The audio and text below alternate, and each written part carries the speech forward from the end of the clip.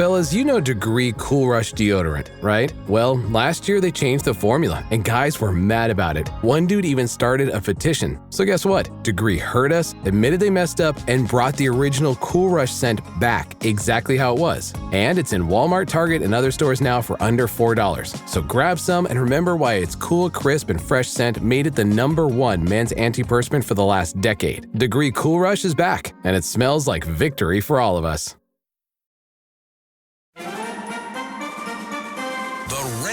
Media Podcast Network presents This is Protecting America. Now, here's Emmy-winning journalist Rita Cosby. And welcome to another edition of Protecting America. I'm Rita Cosby. Some stunning new details have emerged that show a very different reality of January 6th than the so-called bipartisan January 6th committee portrayed to the country during their wall-to-wall televised hearings. Now that Republicans are in the majority of the House of Representatives, many documents, a lot more testimony, and a lot more video footage have been revealed. And it turns out some of these newly released details would have exonerated a number of people from previous false accusations. But the details were suppressed by the committee until now. Could this help them trim the lengthy sentences of many of those involved on January 6th at the Capitol?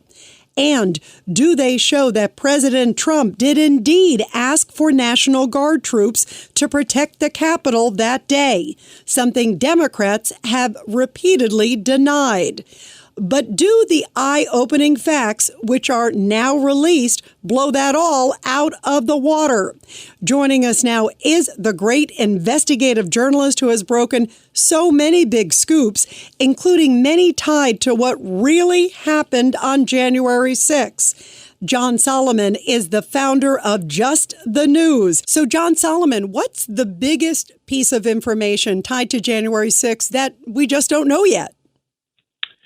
Well, listen, I think there are two elements. One is, to what extent did the Biden White House actually try to influence the prosecutions that both Jack Smith and Fani Willis in Atlanta tried to bring against and have brought against the former president of the United States, Donald Trump? We know two things, but because of a document I obtained 2 years ago.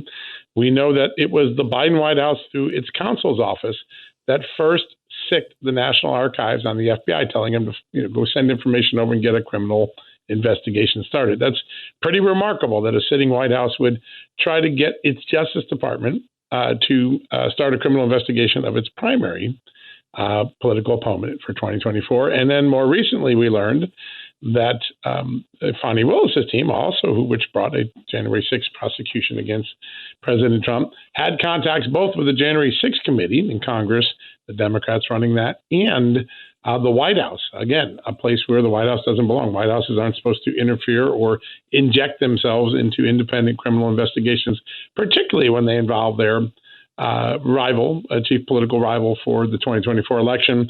But we don't know all the details yet. And so I've sued to gain access to this information. We filed FOIA lawsuits, and we're going to dig to the bottom. I think that's a very big part of this. Imagine if we are to learn more about what it was that the White House was conveying, expressing, meeting. It could significantly change our understanding of how these prosecutions came about. I think that's one of the most important. Another one is we still don't know all the details about the shooting of Ashley Babbitt, the officer who shot Ashley Babbitt, and his conduct before, after, and during. And there's been a lawsuit filed that raises some troubling questions about that incident. I think we're going to learn a lot more about that in the coming weeks. I think that's a big area of inquiry.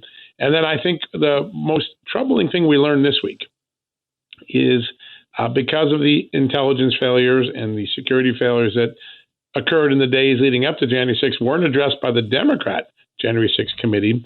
It has been declared by the new Republicans in charge of the House Administration Committee that they believe January 6th was a preventable attack. That's a very important word. That's a new declaration. January 6th was a preventable attack, and the Capitol is no safer today than it was on January 5th, 2021. That's troubling. And so I think the third and third most important question is, how do we fix those gaps? How do we make sure the Capitol can't be overrun so easily as it was on January 6th? Those are big questions, and I get the sense that Congressman Barry Loudermilk, the chairman of the Oversight Subcommittee of the House Administration Committee, is determined to get those answers before the end of the year. I think those are going to be the three big ones. You also had a big scoop, John Solomon, about the National Guard, about President Trump saying he wanted some members of the National Guard and the limo driver. Tell us about those two huge scoops. Yeah, they were really important because there are two narratives that became the final conclusions of the Democrat January 6th committee. Remember, there were no official Republicans on the committee. Two Republicans sided with the Democrats, but it wasn't a traditionally structured committee where there's the both parties are represented with a certain amount of representation. And so the Democrat committee could basically craft whatever narrative it wanted, and it could ignore or hide or keep from the American public whatever evidence might be contradictory to their conclusions. And they did that in two very important ways.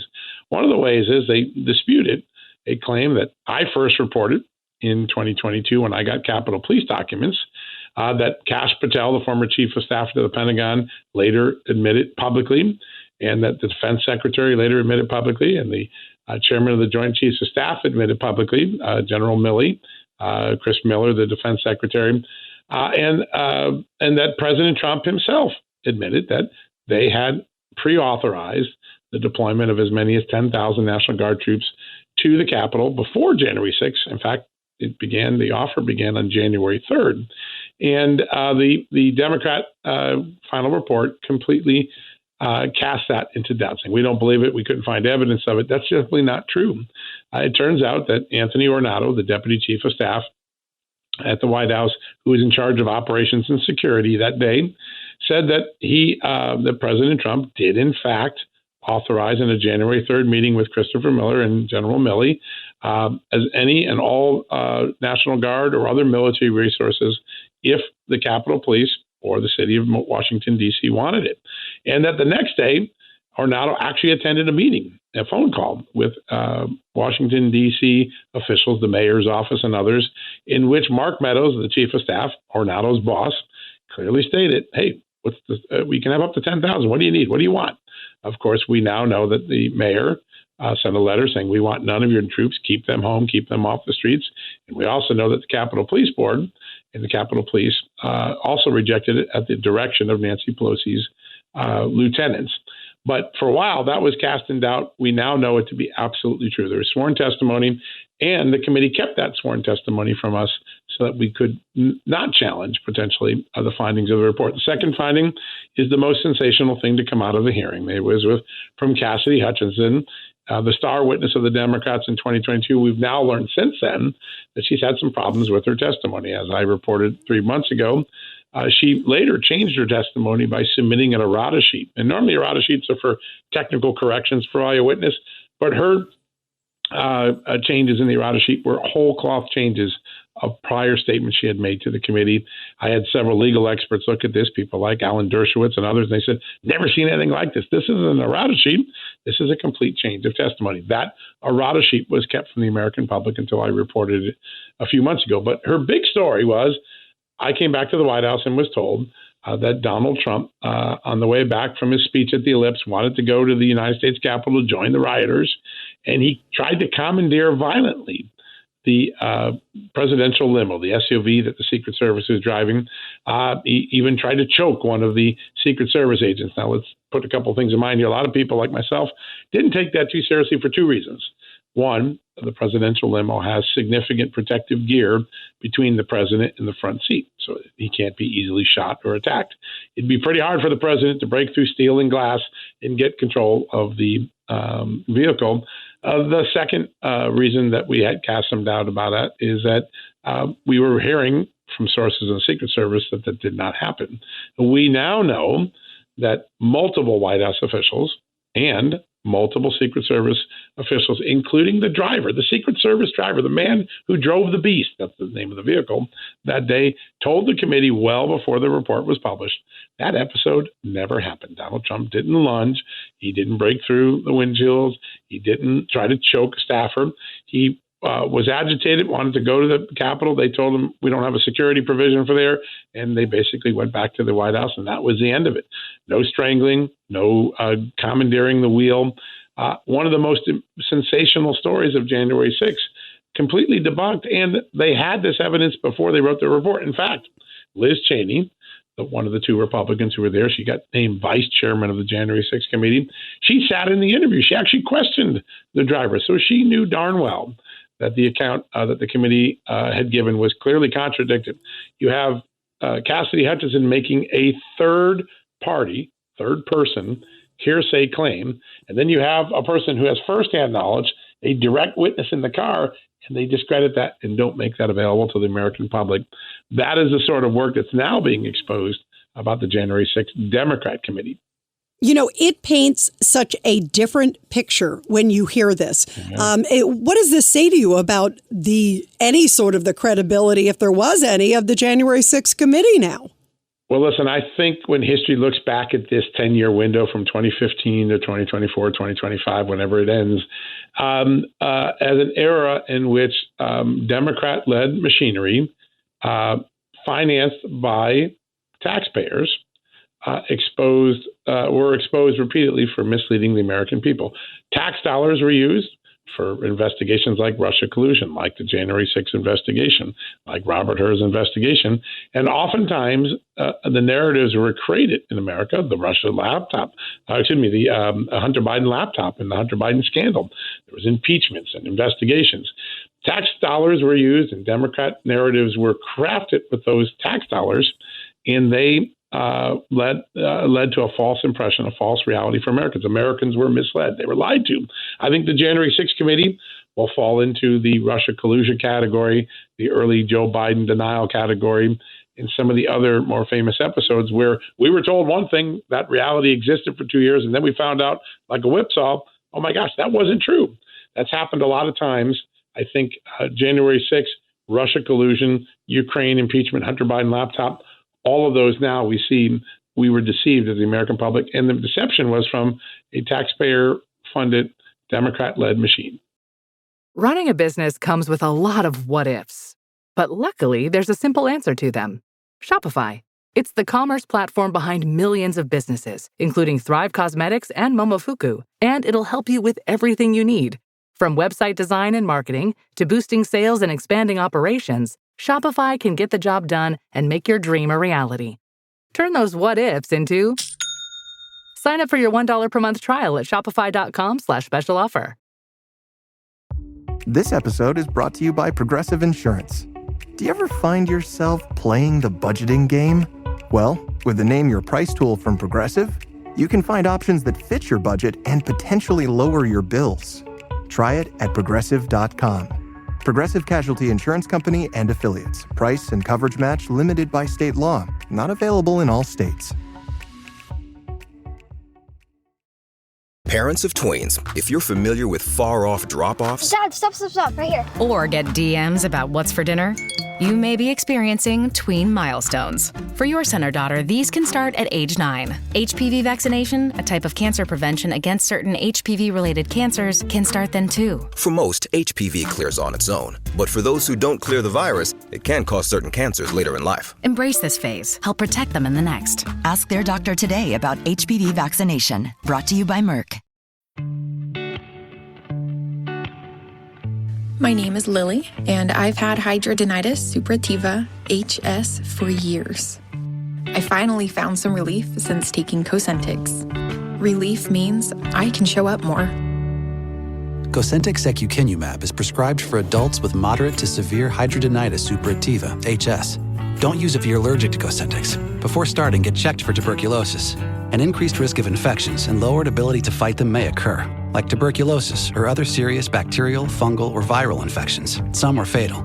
Tell your doctor if you have an infection or symptoms like fevers, sweats, chills, muscle aches, or cough, had a vaccine or plan to, or if inflammatory bowel disease symptoms develop or worsen. Serious allergic reactions and severe eczema-like skin reactions may occur.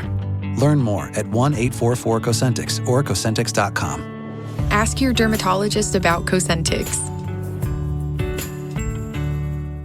You know, you talked about the National Guard, and that would have had to have gone through Nancy Pelosi's office. I remember seeing the Capitol Hill police chief, now the former one, who testified that he was aware. Tell us sort of the backstory, because she's never been called to testify. And you would think, my goodness, you don't just make a decision on whether to accept or deny National Guard or any security. When you're in charge of it, you know darn well she had to have known about it. Clearly members of her staff did. That's right. Yeah, well, those are questions we haven't been able to get to because people haven't compelled Nancy Pelosi to get there. What do we know? We do know that the sergeant at arms who reported directly to her after conversations with her conveyed to the police chief, Stephen Son, who I was the first to interview, and we've interviewed several times over the last 3 years, that she did not like the optics of the National Guard being put on the Capitol. She didn't want them. And then the Capitol Police informed the Pentagon, the Trump Pentagon, that they didn't thank you for the offer, but we don't need it. Similarly, Mayor Muriel Bowser, the Democrat District of Columbia mayor, was also given a similar offer. And she not only said it in a phone call she didn't want it, she sent a letter telling the Trump administration, keep your National Guard off the street. We don't want them. Those are two remarkable events by two Democratic leaders who have not really been forced to go under oath and describe why they did the things that they did. And I think if there is an opportunity in the next few months, it is for someone like Congressman Loudermilk, if the Speaker, Mike Johnson, will support him, to go get answers from those people. Americans just want the facts. They've been given a lot of mistaken information, false information. They just want the facts. And I think knowing exactly why Nancy Pelosi and her deputies made that decision, why the mayor made that decision, is very important. And when you learn now that there was an effort to try to hide the rejection, to hide the offer, it makes you more curious as to what was going on. What did the Democrats or those people have to hide? I think we'll get to that in the next few months. When you talked about earlier, too, that they now believe it was, quote, a preventable attack, does it go to some of the security issues, or where do you think that statement is coming from?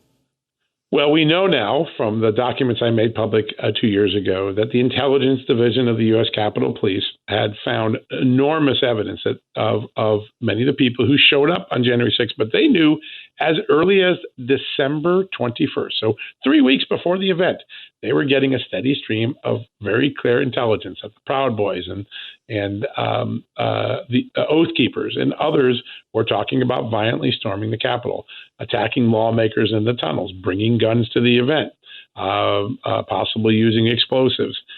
These reports were steady. They were coming from multiple credible locations, the FBI, the Homeland Security Department, the U.S. Marshal Service, all who had informants and other information where they were getting this warning. Those warnings got to a level below the chief, the brass below the chief, but they never got to the chief. Chief Sund went into January 6th thinking, hey, this is going to be a normal day. Not too bad. We'll be a normal protest day. We're not expecting anything.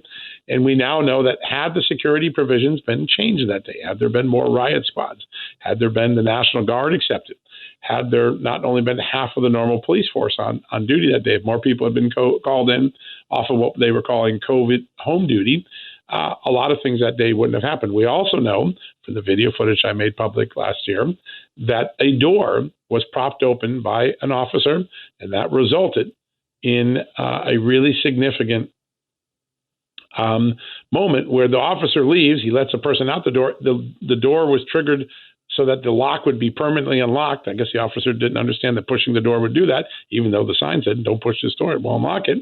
And all of a sudden, 300 people got in the Capitol because one person decided to open that door and they didn't realize the consequences of that door. Similarly, we know that gear was left on the ground and bad actors at the Capitol stole the police gear, including handcuffs and other equipment that the police there.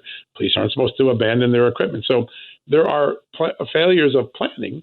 And then there are failures of just basic security, not knowing that pushing the door open would leave it unlocked, and then not guarding the door, leaving your gear on the ground and letting bad people potentially get access to it. Those are the sort of security failures that Congressman Loudermilk and his team now have overwhelming evidence. You know, you talked about also what we know of the bad actors. The video that's come out also, we've seen some people who really got the book thrown at them and maybe didn't deserve it too.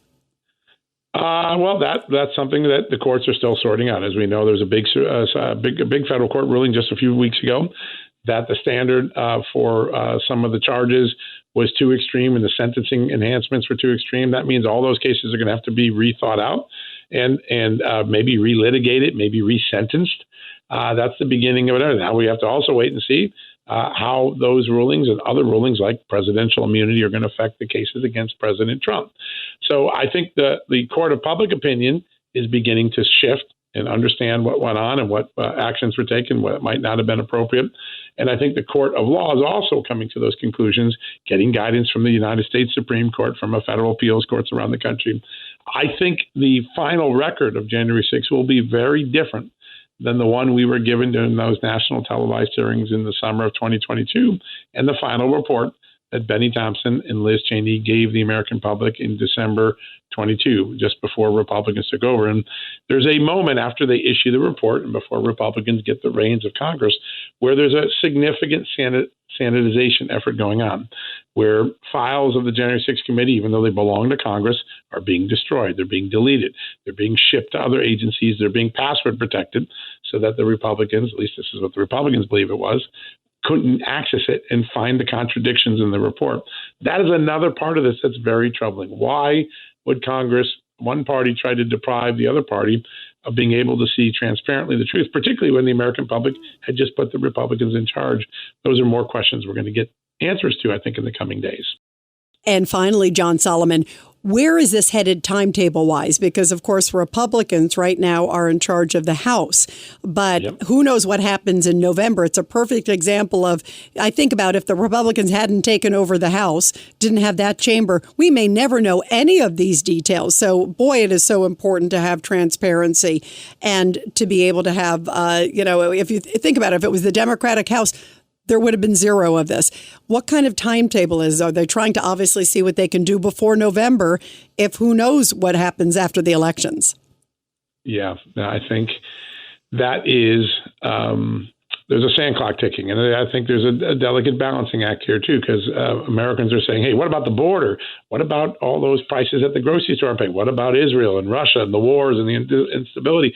There's a lot of things that have to be addressed that are currently going on, and this is now a 4-year-old scandal. And I think Democrats banked on that they would hold this long enough that by the time it unraveled, there'd be other crises to do it.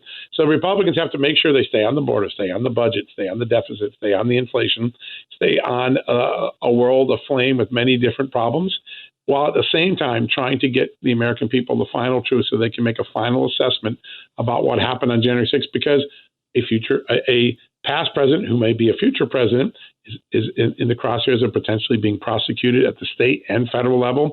These are big issues Americans have almost never dealt with in their history. So there's a very important part of what this committee is going to get to the American public is going to allow us to decide, have we done the right thing? Have we made the right conclusions? Were we told truths that were actually mistruths? And I think that has to go on before November. I think the Americans need to know before they go into the ballot box in 2024 what happened in 2020. We didn't succeed in 2020. If you remember, we went to vote in 2020 before we knew all the truth that John Durham got about Russia collusion, and we didn't succeed before 2020, and that we didn't get all the truth about Joe Biden, Hunter Biden, and the influence peddling grift that they were running. What we were told in 2020 has remarkably changed so much, right? Joe Biden did get money from China. He did meet with his son's business partners. There was a targeting of vulnerable foreigners from adversarial countries that this influence peddling operated. We were told all that was a conspiracy theory. And so I think the pressure is on people like Chairman Lauterbach, Speaker Johnson, Chairman Jordan, Chairman Comer, to make sure that before people cast their ballots starting in late September, because that's when early voting begins, that they have the primary facts they need to know about all of these unresolved issues. That's a sand clock that's unforgiving. So there's a short amount of time to do an awful lot of work. Yeah, absolutely. Well, John Solomon, you are such a great journalist. Everybody be sure to subscribe and share to this podcast. And John, thank you for all you do to uncover the truth and protect this country and the integrity of all these great investigations. Thank you so much, John.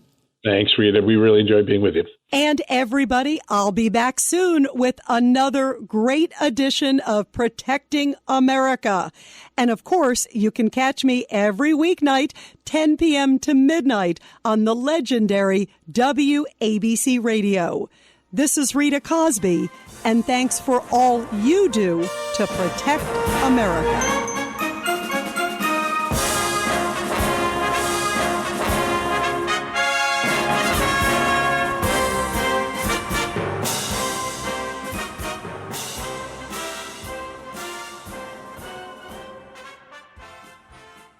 Going to the gym can be discouraging, especially if you're putting in the work but barely seeing changes. But with Tonal, you can actually see your progress with every workout. Tonal provides the convenience of a full gym and the expertise of a personal trainer anytime at home with one sleek system. Designed to reduce your mental load, Tonal is the ultimate strength training system, helping you focus less on workout planning and more on getting results. No more second-guessing your technique. Tonal gives you real-time coaching cues to dial in your form and help you lift safely and effectively. After a quick assessment, Tonal sets the optimal weight for every move and adjusts in 1 pound increments as you get stronger, so you're always challenged. Tonal lets you choose from a variety of expert-led workouts, from strength to arrow hit to yoga and mobility, to keep you coming back for more. For a limited time, go to Tonal.com to get $500 off your Tonal purchase, plus a free 4-year warranty. That's Tonal.com for $500 off, plus a free 4-year warranty. Tonal.com.